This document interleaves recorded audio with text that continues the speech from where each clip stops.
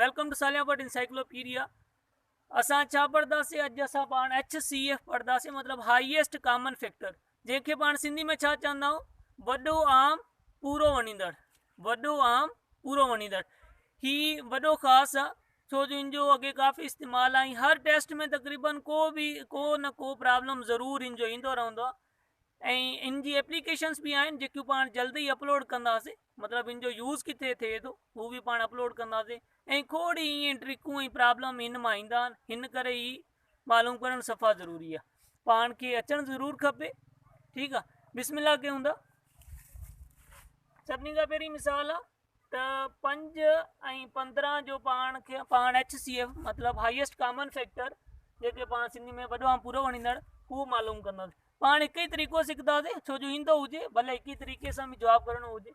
सभिनी खां पहिरियों पाण हीउ तरीक़ो छो था कयूं? छो जो LCM में अॻे इहो ई तरीक़ो पाण कयो आहे त हीउ सवलो आहे, उहो अॻे तव्हांजो सिखियलु आहे त आसानी थींदी। हाणे 5 ते छाजो खोड़ो लॻे थो? 5 ते 5 जो खोड़ो लॻे थो हिकु भेरे, हीउ जवाबु थी वियो, मतिलबु इन जा 5 आया। ऐं हाणे 15, पहिरियों कोशिशि कयूं नंढो खोड़ो हणूं। घणे भेरे लॻो 5 जो? ऐं 3 जो 5 भेरे। हाणे 5 जो लॻंदो, घणे भेरे लॻो? 1 भेरे। हिन जा जुज़ लिखूं। हाणे हिननि खे पाण ईअं गॾु करे लिखूं त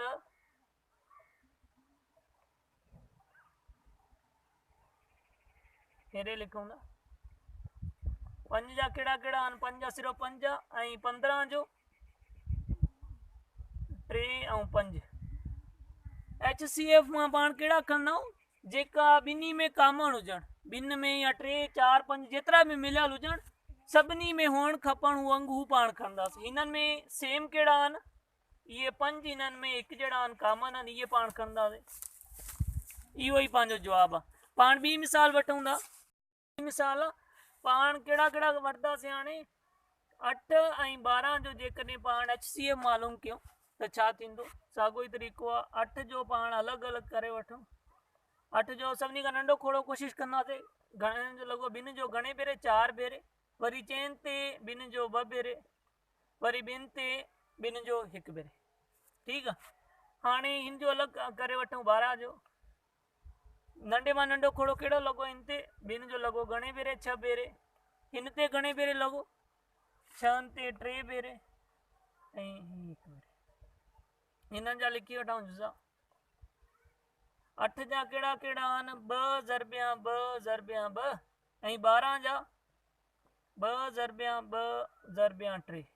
हाणे ॾिसो त हिननि में कहिड़ा कहिड़ा कॉमन आहिनि? 2 हिन में आहिनि त हिन में बि आहिनि, हीउ हिकु जोड़ो थी वियो।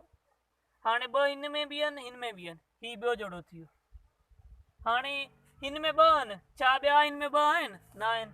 हिन में 3 आहिनि, छा मथे में 3 आहिनि? न आहिनि नी। त पाण सिर्फ़ु हू खणंदासीं जेका ॿिन्ही में हूंदा, त हुननि मां सिर्फ़ु हिकु हिकु खणंदासीं। हिननि मां खणंदासीं, हिन मां हिकु जोड़ो ऐं हिन मां ही 1 2। ठीकु, हाणे हिनखे ज़रब कयोसीं त घणा थिया? 4। इहो 4 ई पंहिंजो HCF।